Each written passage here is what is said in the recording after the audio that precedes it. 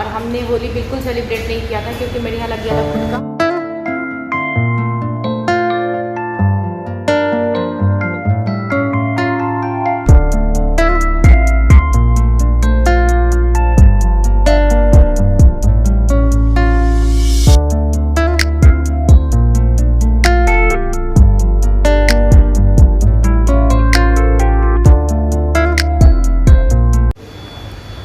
Morning everyone, welcome back to the channel. कैसे हैं आप लोग सब? आई होप बहुत अच्छे होंगे। तो आज होली का नेक्स्ट डे है, मतलब आज ट्यूसडे है और हमने होली बिल्कुल सेलिब्रेट नहीं किया था क्योंकि मेरे यहाँ लग गया था खुद का।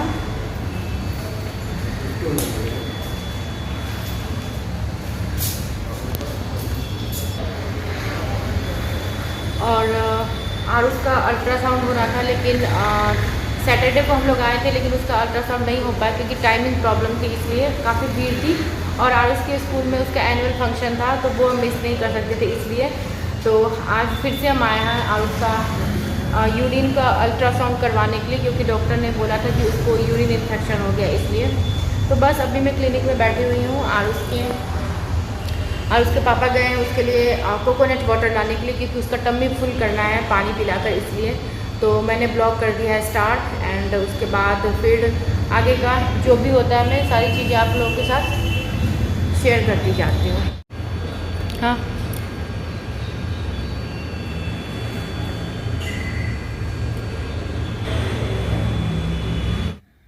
उसके बाद फिर आरुष का अल्ट्रासाउंड हुआ जिसमें रिज़ल्ट जो आया था वो कुछ भी नहीं था। उसका जो यूरिन इन्फेक्शन जो भी बैक्टीरिया था वो उसने ग्रो करना बंद कर दिया था क्योंकि डॉक्टर ने पहले भी मेडिसिन दिया हुआ था उसको, इसलिए तो उसका अल्ट्रासाउंड करवा के फिर हम वापस घर आए क्योंकि हम लोग ब्रेकफास्ट वगैरह कुछ भी करके नहीं गए थे। सुबह हमें अल्ट्रासाउंड करवाना था, उसका स्टमक ओनली पानी से उसको फुल करना था, कुछ खाना खिलाना पिलाना नहीं था उसको, इसलिए।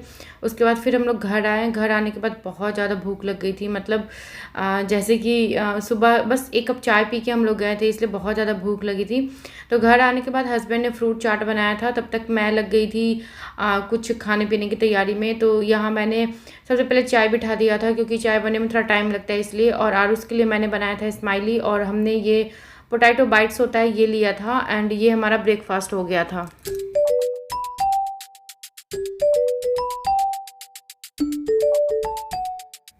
फिर नाश्ता करने के बाद मैंने घर की साफ़ सफाई की थी, झाड़ू पोछा वगैरह जो डेली का ही काम होता है वो किया था। और उसके बाद फिर मैंने खाना सोच रही थी मैं लंच में क्या बनाऊँ।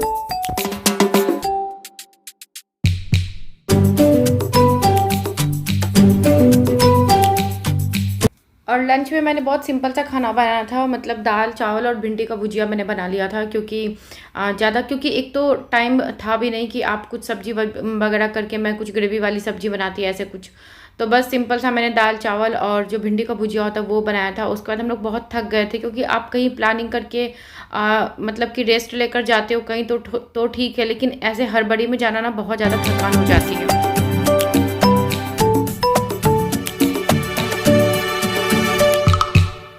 उसके बाद रात को मैंने बनाया था 2 दिन से दूध बच गए थे तो मैंने रात को बनाया था शाही टुकड़ा। उसके लिए मैंने सबसे पहले जो दूध बच गए थे लगभग 1 लीटर के अप्रॉक्स वो दूध था, तो दूध को मैंने रबड़ी बनने के लिए सबसे पहले मैंने चूल्हे पे चढ़ा दिया। और दूसरी तरफ मैंने जो शाही टुकड़ा होता है उसकी चाशनी के लिए मैंने 1 कप चीनी डाला। उसमें जिस मेजरमेंट कप से मैंने चीनी डाला है उसी से आधा कप मैंने पानी डाला है। अब मैं दूध में कर दूंगी केसर जो होता है वो उसके धागे में कुछ ऐड कर दूंगी ताकि इससे ना अच्छी सी खुशबू और कलर भी बड़ा अच्छा आता है वो।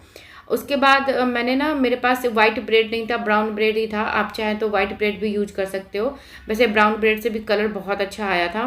तो बस ब्राउन ब्रेड का जो भी कॉर्नर था वो मैंने काट दिया था। अब इसको मैं घी में तल लूँगी और मैंने उसको ऐसे ट्रायंगल में काट लिया था। अच्छा, आप जब भी शाही टुकड़ा बनाए ना तो कोशिश करें कि आप उसको घी में ही तलो, तो घी में तलने से ना बड़ा अच्छा सा एक फ्लेवर आता है। आप अगर रिफाइंड ऑयल में तलना चाहते हो तो भी तल सकते हो, बट घी में बनाओ तो बहुत टेस्ट अच्छा आता है। और एक धागे वाला जो होता है ना चाशनी, वो मैंने तैयार कर लिया था और उसमें जितने भी ब्रेड के जो टुकड़े थे ना ट्रायंगल, सारा मैंने इसमें इसको डुबो दिया था चाशनी को। और मेरा रबड़ी भी जो है वो बिल्कुल बन के तैयार हो चुका था। जैसे कि आप जलेबी के लिए रबड़ी बनाते हो ना या फिर घेवर के लिए, वैसी रबड़ी बन के तैयार थी। अब मैं सारे चाशनी से मैंने ये ब्रेड निकाल दिया था और अब मैं इसको अच्छे से गार्निश कर लेती हूँ। शाही टुकड़ा बहुत ईजी है बनाना, मतलब झटपट बन के तैयार हो चुका था और मेरी ये कोई प्लानिंग नहीं थी बनाने की। मैंने एक्चुअली ये पहले ही बना लिया था, तो ये प्लानिंग नहीं थी। तो बस मेरा ये फटाफट से शाही टुकड़ा जो होता है वो बन के तैयार है। दिखने में इतना यम्मी लग रहा था ना, एकदम जिसको बोलते हैं ना, एकदम टेम्पटिंग लग रहा था, खाने में बहुत ज़्यादा अच्छा लग रहा था। और इसको मैंने कुछ जो पिस्ता होता है ना, उससे मैंने इसको गार्निश कर दिया था। और उसके बाद फिर मैंने डिनर में बनाया था सांभर, और जो डोसा होता है वो बनाया था। और शाही टुकड़ा का लुक देख सकते हो, देखकर इतना अच्छा लग रहा है, बहुत टेस्टी बना था। उसके बाद यहाँ पे ना आप साउथ में आओगे ना तो आपको बना बनाया बैटर मिल जाता है डोसा इडली के लिए। तो ये 60 रुपये का पैकेट है, जो हमारे यहाँ हमारी सोसाइटी में आराम से अवेलेबल हो जाता है। ये होममेड ही होता है, इसलिए तो बहुत ही अच्छा इसका उत्पम डोसा इडली जो भी आप बनाना चाहो बहुत अच्छा बन जाता है। तो मैंने पहले से, वैसे तो मैं मोस्टली पहले घर में ही बनाती हूँ डोसा का और इडली का बैटर, लेकिन अभी मुझे बस झटपट बनाना था, इसलिए मैंने बस ऑर्डर कर दिया था। तो वो शॉप वाले घर दे जाते हैं, डिलीवर कर देते हैं। तो बस ये अच्छा सा इसमें ना 14 से 15 डोसा बन जाता है और 12 से 14 इडली बन जाता है अगर आप बनाओगे तो। और इसकी ना अगर आप पतला डोसा बनाना चाहो ना तो इसमें थोड़ा सा पानी ऐड कर दो, नहीं तो ये उत्पम के लिए बिल्कुल इसका लिक्विड जो होता है ना, बिल्कुल इसकी कंसिस्टेंसी होती है ना, बिल्कुल परफेक्ट होती है। तो बस मैंने सांभर बना दिया था शाम को ही, तो सांभर की रेसिपी मैंने आप लोगों के साथ शेयर नहीं की है। अब मैं फटाफट से आरुष को एक उत्पम बना के दूंगी, फिर मैं अपने लिए और हस्बैंड के लिए डोसा बनाऊंगी।